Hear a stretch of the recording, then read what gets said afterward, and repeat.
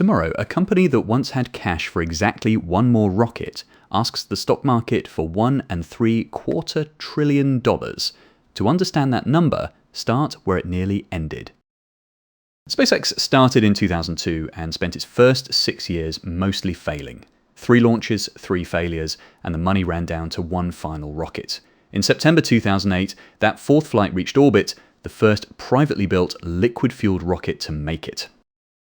3 months later, NASA signed a $1.6 billion contract, 12 cargo flights to the space station. That check kept the company alive. It didn't fix the real problem. Every rocket ever flown was thrown away after a single use.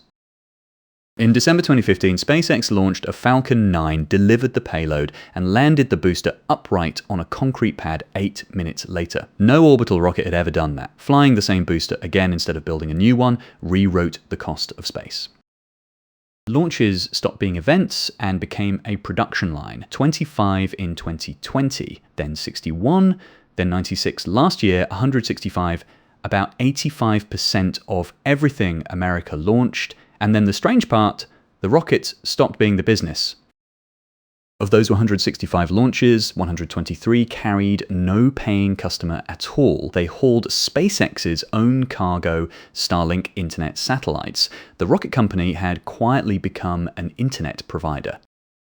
The filing behind tomorrow's listing shows it plainly. $11.4 billion, 61% of all revenue, comes from Starlink subscriptions. Launch is barely a fifth, and it loses money. Broadband earns about $4.4 billion, and it pays for everything else. And the broadband is still doubling. 2.3 million subscribers, then 4.4, then 8.9. By this March, more than 10 million, adding over 20,000 a day. That growth is what tomorrow's price is built on, which is exactly the problem.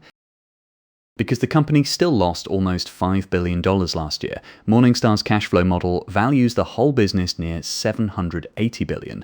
The most generous independent estimate stops at $1.7 trillion. Tomorrow's ask sits above every one of them from day one.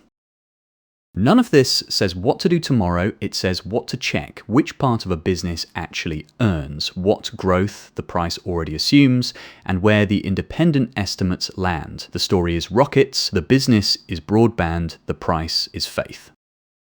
Cersus reads the filings and traces every figure back to its source, so the story always connects to the numbers. That's cersus.io. Research, not advice. You stay the decision maker.